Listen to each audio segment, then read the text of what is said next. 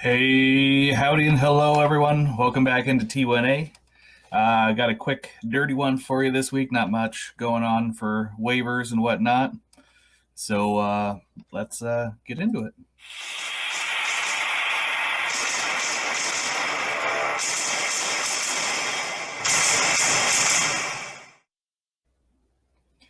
All right, like I said, week 10 waivers. We got our fourth bye week that we're going on through. Not a bad one. Some decent teams, though. Like, subscribe, click the notify, leave us a comment, do all that fun jazz. Going turbo today. Lots of coffee. Ready to go. First up, Deshaun Jackson. He's activated last week. He got some plays, got some targets. And I think it was just kind of a work in. I think one of the problems they always had with Deshaun is he always pulls a hammy, and they always try to bring him back, and then he gets hurt. And then they bring him back, and then he gets hurt. So taking it slow. They know he's a vet, so just letting him get into pace here. I don't know how ready he was when he actually signed. So they've taken their time to get him ready to go.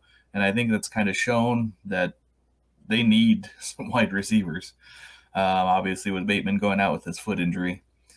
So last week he had, two targets. One was a deep scramble play.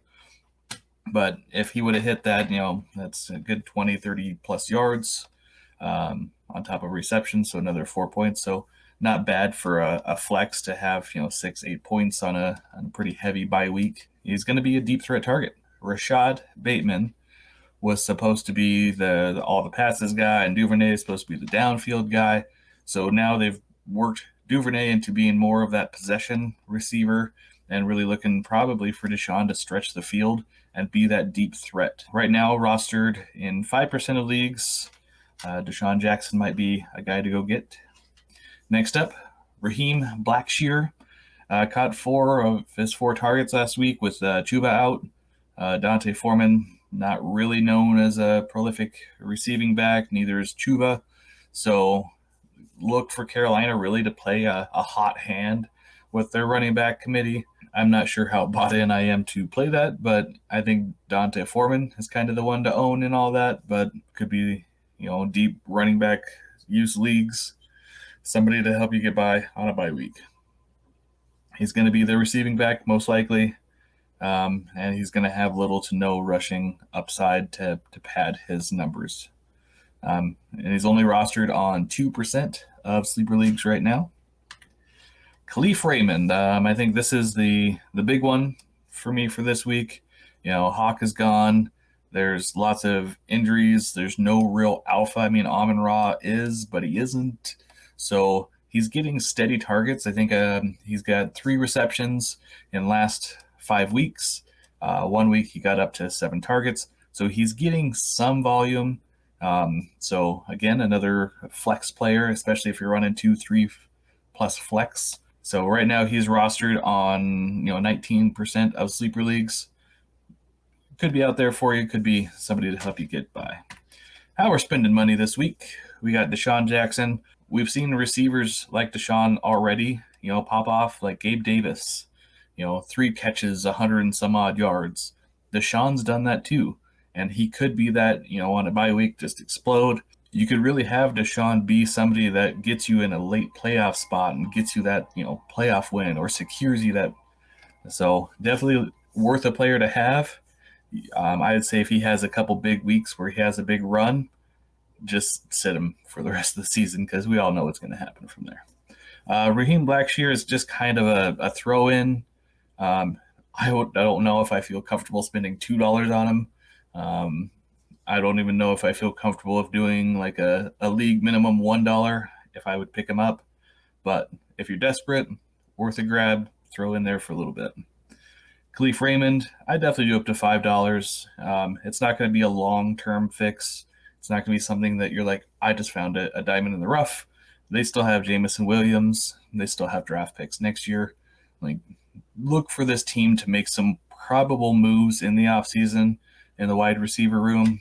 I'm just not sold that it stays the way it is now, but we could see. So that's what we got going for Khalif Raymond. Player watch. Thanks, Player Watch this week. I'm focusing on some running back rooms and some players in general. I'm very interested to see how the Tampa Bay running back situation is going to play out. Fournette just seems like he's lost his juice. You've seen more snap share by Rashad White, and he's taking passing work. He's taking 3 downs. They're kind of alternating drives. So Rashad White's getting full workloads. So you know that Tom already trusts him. So it's something to keep an eye on. I'm kind of interested for future prospecting of Rashad White.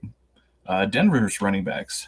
Now that they brought in Chase Edmonds, how is that three-headed horse going to look between Melvin Gordon, Latavius Murray, and Chase Edmonds? Are they going to rotate them out, or using more one between the 40s? Who's goal line?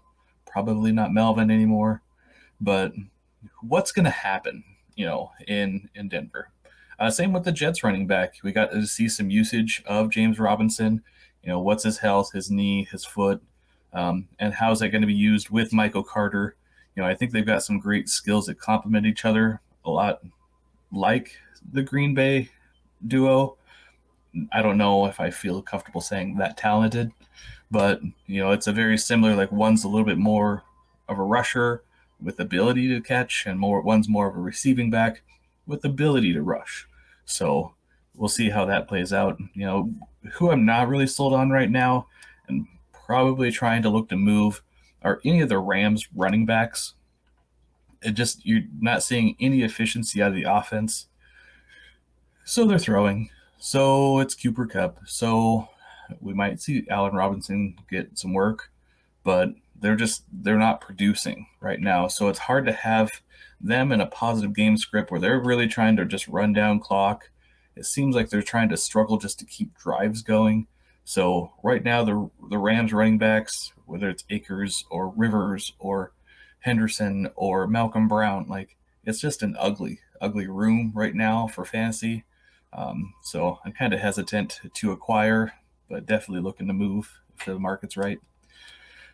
Colts players in general. We saw that Frank Reich was let go, and Jeff Saturday is the new coach in Indianapolis. So what's going to happen? Are they going to run the same offense? Are things going to be the same? How's it going to be? Are they going to stick with Sam Ehlinger as the quarterback? Who knows? So this is really the Colts players are kind of a toss up in the air. Unfortunately, Pittman's seen some hits. Matty Ice, Jonathan Taylor's not healthy. So there's going to be some time for get right, and hopefully that comes down the playoff stretch, late season, so we can get some excitement out of picks that we have highly invested in. So that's what I got for Player Watch this week. So we got 4 teams on bye weeks. We have the Baltimore Ravens, Cincinnati Bengals, New England Patriots, and the New York Jets.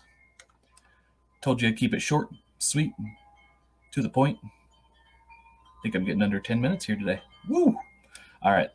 Have a great one.